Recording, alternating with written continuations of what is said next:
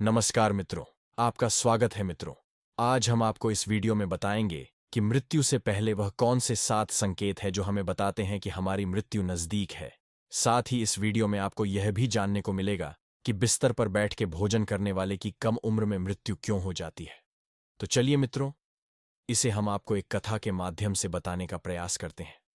मित्रों, भगवान श्री कृष्ण कहते हैं, नैनम छिन्दन्ति शस्त्राणि नैनम दहति पावकः न चैनम क्लेदयन्त्यापो न शोषयति मारुतः।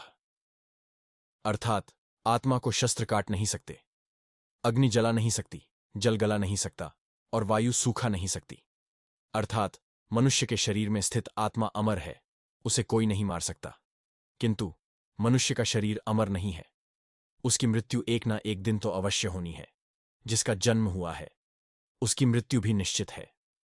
जिस समय मनुष्य इस भौतिक संसार में जन्म लेता है उसी क्षण उसकी मृत्यु का समय और मृत्यु का कारण निश्चित हो जाता है। मृत्यु एक ऐसा विषय है जिसके बारे में हर मनुष्य जानने की जिज्ञासा रखता है। मृत्यु से पहले होने वाले अभ्यास, मृत्यु के बाद आत्मा की यात्रा, पूर्व जन्म और पुनर्जन्म का सत्य आदि कुछ ऐसे सवाल है जो हर किसी के मन में उठते हैं। लेकिन हमारे प्राचीन ग्रंथों में मृत्यु से जुड़ा लगभग हर रहस्य उजागर किया हुआ है। गरुड़ पुराण में जीवन से लेकर मृत्यु तक और उसके बाद आत्मा के सफर के बारे में विस्तार से जानकारी दी गई है। गरुड़ पुराण में भगवान विष्णु ने गरुड़ देव को मृत्यु के पश्चात होने वाली घटनाएं, नर्कलोक, नरकलोकीय आत्माएं, स्वर्गलोक और स्वर्गलोक के पश्चात पुनर्जन्म, इन सभी विषयों के बारे में बताया है। पृथ्वी पर जन्म हर जीव जीवन और मृत्यु के चक्र में फंसा हुआ है। जिस प्रकार जन्म सत्य है उसी प्रकार मृत्यु एक शाश्वत सत्य है जिसे कोई टकराव रोक नहीं सकता। इसलिए मृत्यु पर विजय पाना असंभव है।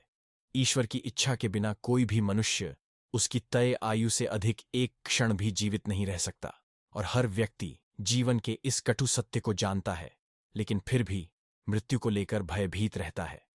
गरुड़ पुराण में कुछ ऐसे संकेत हैं जिनके बारे में बताया गया है जिसे यदि हम जान लें तो हम पहले ही यह जान सकते हैं कि हमारे मृत्यु का समय आ चुका है।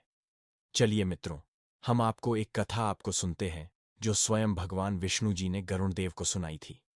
मित्रों, एक समय की बात है। त्रिलोक के स्वामी भगवान श्री हरि विष्णु विष्णुलोक के क्षीर सागर में शेषनाग की सैया पर माता लक्ष्मी के साथ विश्राम कर रहे थे। वहां का दृश्य मन को लुभाने वाला था। तभी भगवान श्री हरि विष्णु के वाहन गरुड़ देव वहां पर आते हैं। उनके चेहरे पर भावुकता और चिंता की रेखाएं साफ जान पड़ रही थीं। गरुड़ देव को ऐसे उदास देखकर भगवान श्री हरि विष्णु ने कहा, हे पक्षीराज, आज आप बहुत ही शांत जान पड़ रहे हैं। तीनों लोक के स्वामी को अपने पीठ पर बैठा के चलने वाले पक्षीराज, आपके मुख पर ऐसी चिंता की रेखाएं शोभा नहीं देती हैं। तब गरुण देव भगवान श्री हरि विष्णु को प्रणाम करते हुए कहते हैं, हे प्रभु, आप तो सर्वज्ञ है। मैं आपके पास अपने एक प्रश्न को लेकर आया हूं। हे प्रभु, मेरा प्रश्न यह है कि मनुष्य को क्या मृत्यु से पहले कोई संकेत दिए जाते हैं या यमराज जी अपने दूतों को भेजकर उसके प्राण अचानक ही ले जाते हैं? और क्या बिस्तर पर बैठ के भोजन करने से मनुष्य की कम आयु में मृत्यु हो जाती है? हे प्रभु, कृपया आप मुझे इस विषय में स्पष्ट रूप से बताइए। तब भगवान श्री हरि विष्णु जी कहते हैं, हे पक्षीराज गरुण, आज आपने सत्य में ही बहुत ही उपयोगी और अत्यंत महत्वपूर्ण प्रश्न किया है। चलिए, मैं आपको बताता हूं कि मृत्यु से पहले मनुष्य को कौन से संकेत दिए जाते हैं। इसके साथ ही बिस्तर पर बैठकर भोजन करने से क्या होता है।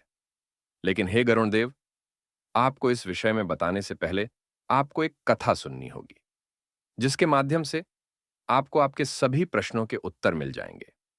अब गरुण देव कहते हैं, हे प्रभु, आप उस कथा को कहिए। मैं उस कथा को पूरा अवश्य सुनूंगा, साथ ही इस कथा का प्रचार प्रसार भी करूंगा। तब भगवान श्री हरि विष्णु जी कहते हैं, हे गरुण देव, मनुष्य के जन्म मरण का चक्र मनुष्य की आदतों में छिपा होता है। मनुष्य जिस प्रकार का आचरण करता है उसे उसी के अनुसार सुख और दुख भोगने पड़ते हैं। मनुष्य की अकाल मृत्यु होने के पीछे भी उसकी आदतें ही कारणीय होती हैं। हे गरुण देव, पूर्व काल की बात है। मगध देश में हेमकुंडल नाम के एक प्रसिद्ध सम्राट हुआ करते थे। उनके राज्य के अंदर अनेक नगर, वन पर्वत तथा सरोवर थे। महाराज हेमकुंडल अत्यंत गुणवान, बुद्धिमान तथा कुशल सम्राट थे। उनके राज्य में प्रजा अत्यंत संतुष्ट थी। प्रजा को किसी चीज की कोई कमी नहीं रहती थी। महाराज स्वयं ही अपनी प्रजा का ध्यान रखते थे। उनके राज्य में चोरों, लुटेरों का कोई भय नहीं था। महाराज बड़े धर्मात्मा थे। उन्होंने अनेकों बार यज्ञ किए, दान धर्म किए तथा अनेक ब्राह्मणों और मुनियों को दान दक्षिणा दी। उन्होंने अनेकों पोखरे खुदवाए, वाटिकाएं बनवाई, वृक्षों का रोपण किया। इस प्रकार के अनेक पुण्य के काम महाराज ने किए। महाराज की पत्नी का नाम सुवर्णा था, रानी। सुवर्णा अत्यंत सुंदर, गुणवान, रूपवान तथा चरित्रवान स्त्री थी। वह भी नित्य धर्म कर्म तथा दान धर्म किया करती थी। किंतु इतना सब कुछ होने के बावजूद भी महाराज को कोई संतान नहीं हो रही थी, जिससे महाराज अत्यंत दुखी थे। महाराज का दुख देखकर प्रजा भी अत्यंत दुखी थी। फिर एक दिन महाराज अपने राजमहल में बैठकर अपनी इसी बात पर विचार करने लगे कि किस पाप के कारण मुझे पुत्रहीन रहना पड़ रहा है? मैंने ऐसा कौन सा पाप किया है जो मुझे इतना बड़ा दंड मिल रहा है? अब मेरी इस समस्या का हल केवल मुनि वशिष्ठ जी ही कर सकते हैं। इसीलिए मैं उनके पास जाकर इस समस्या के लिए उपाय मांगता हूं। फिर महाराज अपने रथ में बैठकर मुनि वशिष्ठ जी के आश्रम पर जाते हैं। वहां पर मुनि वशिष्ठ जी ने उनका स्वागत किया और उन्हें बैठने के लिए आसन देकर पूछने लगे। हे राजन, आज आपका किस कारण से हमारे आश्रम पर आना हुआ? कहीं आपने सन्यास तो नहीं लिया है? आपकी तो अभी अवस्था भी सन्यास लेने की नहीं है। महाराज मुनि से कहने लगे, हे मुनिवर, ऐसी बात नहीं है। आज मैं आपके पास एक शंका लेकर आया हूं। मैं अत्यंत दुखी हूं। केवल आप ही मेरी इस शंका का समाधान कर सकते हैं। राजा की बात को सुनकर मुनि वशिष्ठ जी कहने लगे, हे राजन, भला आपको किस प्रकार का कष्ट? आप तो इतने बड़े राज्य के सम्राट हैं। आपके मन में जो भी शंका हो, आप निसंकोच होकर पूछिए। मैं अवश्य आपकी सहायता करूंगा। फिर महाराज हेमकुंडल कहने लगे, हे मुनिवर, मेरी कोई संतान नहीं है। किस पाप के कारण मुझे संतानहीन रहना पड़ रहा है? संतान के बिना मेरा उद्धार कैसे होगा? मेरे राज्य का उत्तराधिकारी कौन बनेगा? कृपया आप मुझे यह बताने की कृपा करें कि किस कारण से मैं संतानहीन बन गया हूं और मुझे संतान प्राप्ति के लिए कौन सा उपाय करना चाहिए। फिर मुनि वशिष्ठ ठीक है कहकर अपनी योग शक्ति से महाराज के पूर्व जन्म को देखने लगते हैं और महाराज से कहते हैं, हे राजन, आपको संतान सुख न मिलने का कारण आपके द्वारा पिछले जन्म में किया हुआ पाप है। पिछले जन्म में आप एक शिकारी थे जो वन में रहकर शिकार करके अपना गुजारा चलाया करते थे। फिर एक दिन आप वन में शिकार के लिए निकले थे। उस स्थान पर एक गाय अपने बछड़े को दूध पिला रही थी, किंतु आपके द्वारा अनजाने में ही आपका तीर उस गाय को लगा और वह गाय घायल हो गई।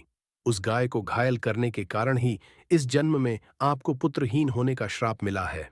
अब इस बात को सुनकर महाराज बहुत दुखी हुए। उनके दुख का की ठिकाना नहीं था, क्योंकि उन्होंने आज तक कोई पाप रहित कार्य नहीं किया था। अब महाराज मुनि वशिष्ठ जी से प्रार्थना करते हुए कहने लगे, हे मुनिवर, इस पाप से मुझे कैसे मुक्ति मिलेगी? कृपया आप मुझे इस पाप से मुक्ति का उपाय बताइए। फिर मुनि वशिष्ठ जी कहते हैं, हे राजन, इस पाप से मुक्ति के लिए आप गायों की सेवा करें। इसी से आपको मुक्ति मिल जाएगी और आपको एक संतान की प्राप्ति होगी। फिर महाराज ने अपने राज्य में अनेक गौशाला बनवाई, ब्राह्मणों को गायों का दान किया और अपने महल में नित्य गाय की सेवा करने लगे। महाराज और महारानी अपने महल में नित्य गाय की पूजा और प्रदक्षिणा करने लगे और नित्य गाय को भोजन कराने लगे। इस प्रकार से अनेक दिनों तक गाय की सेवा करने के कारण महाराज को एक पुत्र रत्न की प्राप्ति हुई, जिससे महाराज अत्यंत प्रसन्न हुए और उन्होंने उत्सव मनाया। महाराज उस बालक को बड़े लाड़ प्यार से पालने लगे, उसकी हर इच्छा और मनोकामना को पूर्ण करने लगे। किंतु कुछ ही दिनों के बाद महाराज के जीवन में दुख के बादल फिर से छा गए। जब महाराज का वह पुत्र 16 वर्ष का हुआ तो अचानक एक भयानक रोग के कारण उनके पुत्र की मृत्यु हो गई।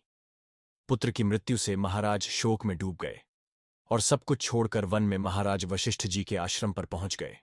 वहां पर जाने के बाद मुनि ने महाराज से पूछा, हे राजन, आप किस कारण से शोक में डूब गए हैं? वशिष्ठ जी ने अपनी दिव्य दृष्टि से सब कुछ देख लिया और महाराज को उनके पुत्र की अल्पायु में मृत्यु होने का कारण बताने लगे। हे राजन, आपको आपके पुण्य के कारण पुत्र की प्राप्ति तो अवश्य हुई है, किंतु आपके पुत्र के दुर्व्यवहार के कारण ही उसे अल्पायु में मृत्यु का सामना करना पड़ा है। आपके पुत्र ने सदैव ही बिना स्नान किए बिस्तर पर बैठकर भोजन किया है। जो मनुष्य बिना स्नान किए भोजन करता है, उसकी आयु क्षीण हो जाती है।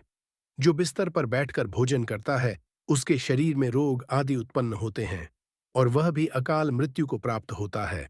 इस प्रकार के वचन सुनकर महाराज अत्यंत दुखी हुए और वहीं पर रहकर मुनि की सेवा करने लगे।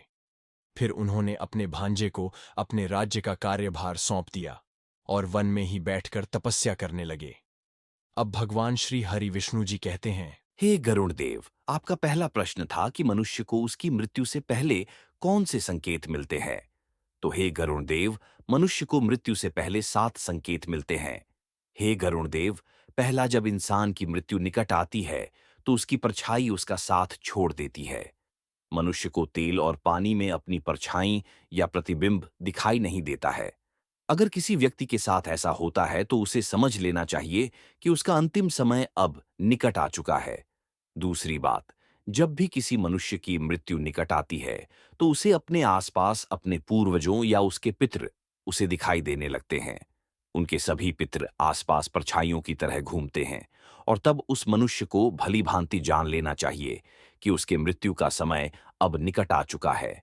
तीसरी बात, जब भी किसी इंसान की मृत्यु निकट आती है तो उसे अपने शरीर से ही एक अजीब प्रकार की गंध आने लगती है जो उसे बिल्कुल भी अच्छी नहीं लगती है। इस गंदगी को सूंघते ही उस मनुष्य को समझ जाना चाहिए कि उसका अंत समय निकट आ चुका है। चौथी बात, जब भी किसी मनुष्य की मृत्यु निकट आती है और आईने में अपना चेहरा देखता है तो उसे अपने चेहरे के स्थान पर किसी अन्य व्यक्ति का चेहरा दिखाई देता है या कई बार उसे स्वयं का विद्रूप चेहरा दिखाई देता है, तो यह उसे आने वाली मृत्यु के बारे में आगाह करता है। इसलिए जब भी किसी मनुष्य को आईने में अपना चेहरा विद्रूप दिखाई दे या अपने चेहरे की जगह किसी अन्य व्यक्ति का चेहरा दिखाई दे तो उसे समझ जाना चाहिए कि उसकी मृत्यु का समय अब निकट आ चुका है। पांचवा, जब इंसान की मृत्यु पास आती है तो उसका शरीर पीला या हल्का लाल दिखाई देने लगता है। उसकी त्वचा अंदर से जलने लगती है। यदि कोई व्यक्ति पापी होता है तो उसे नरक जाने का एहसास पहले ही हो जाता है और उसकी त्वचा तपने लगती है, जिससे उसे बहुत अधिक तकलीफ भी होती है। छठा, जब मनुष्य की मृत्यु निकट आती है तो उसे सूर्य और चंद्रमा की रोशनी दिखाई देना बंद हो जाती है। कई बार उसे चांद टूटा हुआ नजर आने लगता है। जब इंसान की मृत्यु निकट आती है तो उसकी जुबान थोड़ी लड़खड़ाने लगती है। जब मनुष्य के कर्म थोड़े कठोर हो जाते हैं और उससे पस निकलने लगती है, इससे निकलने वाली दुर्गंध से वह परेशान हो जाता है और मृत्यु की कामना करने लगता है। सातवां, जब इंसान की मृत्यु पास आती है तो उसकी आंखें इतनी कमजोर हो जाती हैं कि उसे अपने आसपास बैठे लोग भी दिखाई नहीं देते हैं, अर्थात उसकी आंखों की रोशनी भी कमजोर होने लग जाती है। जिस मनुष्य ने जीवन में अच्छे कर्म किए होते हैं, जिसने जीवन में पुण्य कमाया हुआ होता है, उसकी मृत्यु पास आती है तो उसे अपने आंखों के सामने एक दिव्य रोशनी की अनुभूति होती है और ऐसा व्यक्ति मृत्यु से नहीं घबराता है। लेकिन जिस व्यक्ति ने पाप किए हुए होते हैं, उसकी मृत्यु निकट आने पर उसे अपने आंखों के सामने में भयंकर रूप वाले यमराज जी दिखाई देते हैं, जिससे डरकर वह कांपने लगता है और अपने पाप कर्मों को कोसने लगता है। हे गरुण देव, तो यह थे वह संकेत जो मृत्यु आने से पूर्व मनुष्य को मिलते हैं। हे गरुण देव, आपका दूसरा प्रश्न था कि बिस्तर पर बैठ के भोजन करने से क्या होता है। तो जैसे राजा हेमकुंडल के पुत्र की मृत्यु हुई, वैसी मृत्यु किसी के साथ ना हो, तो सुनिए, मनुष्य को भोजन करने से पहले कौन सी चीजों की अपनाना चाहिए। हे गरुण देव, मनुष्य को हमेशा अपने 5 अंगों को साफ करके ही भोजन करना चाहिए। दोनों पैरों को तथा दोनों हाथों को और अपने मुख को जल से अच्छी तरह से स्वच्छ करके ही भोजन करना उचित होता है। इससे मनुष्य के शरीर से रोग दूर रहते हैं और व्यक्ति दीर्घायु बन जाता है। हे गरुण देव, भोजन शुरू करने से पूर्व उस भोजन के लिए भगवान को धन्यवाद देना चाहिए और संसार के समस्त प्राणियों को भोजन प्रदान करने की प्रार्थना करनी चाहिए। इस प्रकार से अन्य देवता को प्रणाम करके भोजन करने से मनुष्य को कोई पाप नहीं लगता है। हे गरुण देव, जमीन पर बैठकर भोजन करना ही श्रेष्ठ होता है। बिस्तर पर बैठकर भोजन करने से मनुष्य के शरीर में रोग उत्पन्न होते हैं और उसकी आयु कम हो जाती है। शास्त्र कहते हैं कि दहलीज पर बैठकर भी भोजन नहीं करना चाहिए। हे गरुण, 3 प्रकार का भोजन मनुष्य को नहीं करना चाहिए। जिस भोजन के ऊपर से कोई पैर रखकर चला गया हो अथवा कोई व्यक्ति भोजन को लांघ कर गया हो, ऐसे भोजन को कभी खाना नहीं चाहिए। ऐसा भोजन अशुद्ध हो जाता है। ऐसे भोजन को पशुओं को खिला देना चाहिए। दूसरों के द्वारा लांघा गया भोजन खाने से मनुष्य की आयु कम हो जाती है और उसके शरीर में भिन्न भिन्न प्रकार के रोग उत्पन्न होते हैं। यदि भोजन में बाल निकल आता है तो ऐसा भोजन त्याज्य हो जाता है। यदि अन्न में बाल निकलता है तो उसे ईश्वर को कभी प्रसाद के रूप में नहीं चढ़ाना चाहिए और न ही स्वयं खाना चाहिए। ऐसा भोजन प्रेतों को प्राप्त हो जाता है। दूसरों के लिए परोसा हुआ भोजन भी नहीं खाना चाहिए। जो मनुष्य दूसरों का भोजन छीन के खाता है अथवा किसी को बिना दिए ही स्वयं उस अन्न का उपभोग करता है, उससे देवी अन्नपूर्णा रुष्ट हो जाती है। इसलिए ही भोजन सभी में बांटकर खाना चाहिए। दूसरों के हिस्से का भोजन करने से मनुष्य के पुण्य कर्म नष्ट हो जाते हैं। अब भगवान श्री हरि विष्णु जी कहते हैं, हे गरुण देव, अब तो आपको सब कुछ समझ में आ ही गया होगा। हे प्रभु, आपने आज सच में मुझे एक महान ज्ञान दिया है। आपका मुझे ऐसा ज्ञान देने के लिए धन्यवाद। इतना कहकर गरुण देव वहां से चले जाते हैं। आशा करते हैं मित्रों, आपको हमारे द्वारा दी गई जानकारी पसंद आई होगी। अगर आपको यह जानकारी पसंद आई है तो अपने मित्रों के साथ इसे जरूर शेयर करें। साथ ही इस वीडियो में श्री हरि विष्णु कमेंट करना ना भूलें। बाकी मित्रों, इस वीडियो को यहां तक देखने के लिए आप सभी लोगों का दिल से धन्यवाद।